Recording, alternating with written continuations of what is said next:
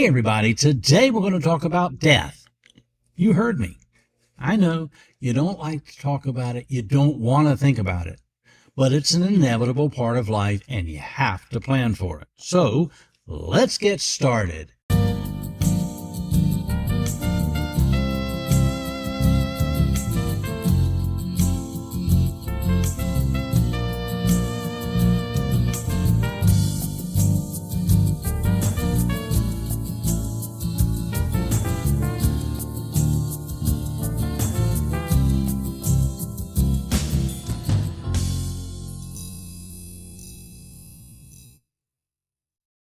Life insurance companies have done extensive studies to determine the statistics as related to human health and all the factors that affect longevity.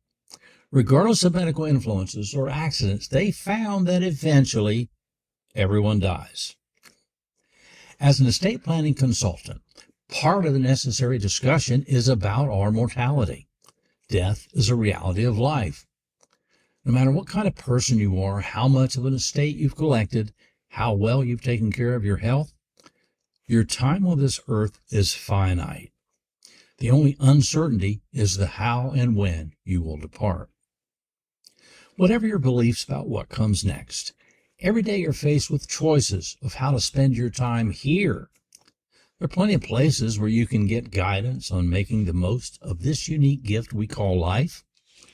My suggestion is that you do not wait until you squandered much of your energy and your youth to recognize how valuable your place can be if you choose to make it so. No matter how old you are, every day you wake up, you still have the rest of your life to make a difference in this world, or at least in the world of those with whom you share it.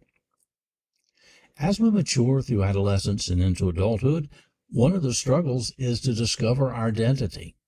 Some express themselves with individual choices that reflect in their actions and appearance. These choices are not meant to elicit solitude. They're an attempt to create a space, or at least find a place in society where we feel like we belong. Our need for companionship pulls most of us into relationships, and we begin to share important parts of our life with others. Once we become responsible adults with people who depend upon us, we have a moral and ethical obligation to look beyond ourselves in our decision-making processes. Much of the first half of our life is spent pursuing careers, accumulating wealth, and raising families. While we may not feel as invincible as when we're teens, we have little reason to focus on more than improving and expanding the world we've carved out for ourselves and our loved ones. Children allow us to extend part of ourselves far into the future, and we tend to pour much of who we are into them as the continuation of our hopes and dreams.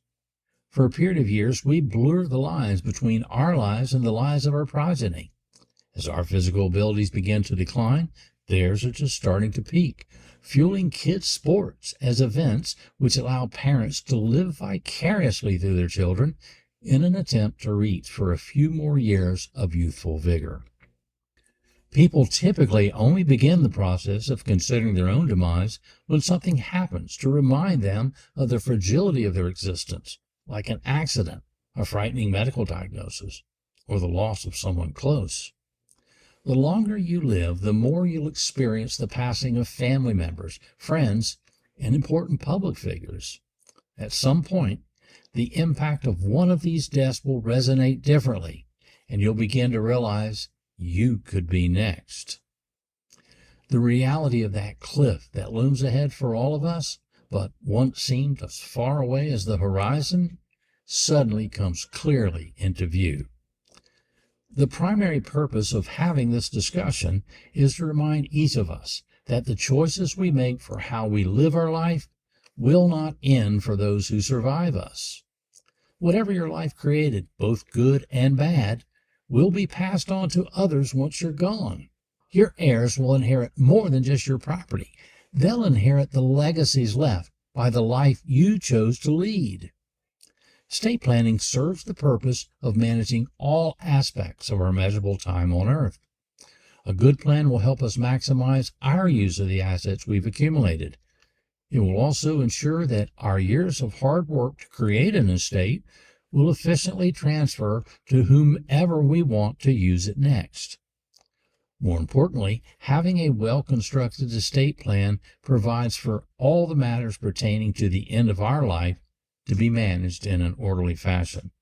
We can designate others to handle our affairs if we lose the physical or mental capacity to do so ourselves.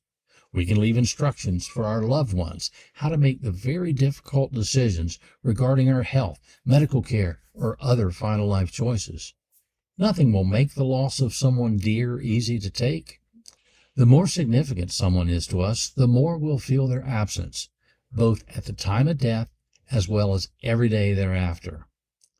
This dynamic is part of the human existence that we must learn to live with, because the longer we live, the more we'll experience the loss of others around us. What creating a good estate plan can do is remove the elements of chaos that can be left when someone dies without proper legal documents. If you're in declining health at the end of life, without direction, your family will agonize over the tough choices you leave them about how to handle any life-prolonging treatments, or when enough is enough. No matter how affluent or meager your belongings are, with no specific direction, heirs may see your things as theirs for the taking, and there could be a mad dash to get to your home for first pick. The legal process for handling intestate succession is different than what most heirs think will happen. Once the probate court becomes involved, the expectations of the family members and the reality of the situation face a bitter reconciliation, which leaves few satisfied with the outcome.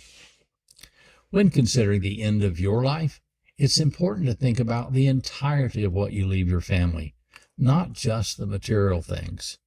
If you recklessly decided to forego putting a plan in place and just let them work it out, you may be giving family harmony a death sentence. Relationships between family members can fracture over the smallest of things. Even when you do leave detailed instructions for the passage of your estate, your choices for how you leave things will not likely make everyone happy. What your documents will define are your wishes and intentions, which could draw error in your choices, but it can remove the animosity created for why they didn't get what they wanted. The high emotions that surround a death will subside over time, and people will more willingly accept your final decisions than they will the ruling of a court or the aggressive actions of some other family member. When you die, the sudden need for your family to spend time fixing problems you left behind will also impact their memory of you. Once you're gone, you have no way to explain or justify any of the circumstances of your final actions, or lack thereof. For someone worried about being found naked in the shower when they die, having your entire disorganized life affairs left for someone else to unravel is a close equivalent. Only there is no sheet you can use to cover up your sloppy life. The solution to leaving a well-thought-out estate is difficult and requires some honest and open discussions with professionals and family members. It will force you to make tough choices, but it's part of your life and is something that you should be taking care of. Don't leave a hot mess for someone to find after you expire. Let them grieve in their own way without the additional burden of cleaning up every piece of your unfinished business. More than money, wealth, or fine things, you can show your family how much you care about them by taking care of all your affairs possible, including the ones that will arise after you're gone. Although they appreciate the inheritance, they'll end up spending your money and replacing your assets. But the good memories of you, they will be retained for the rest of their lives.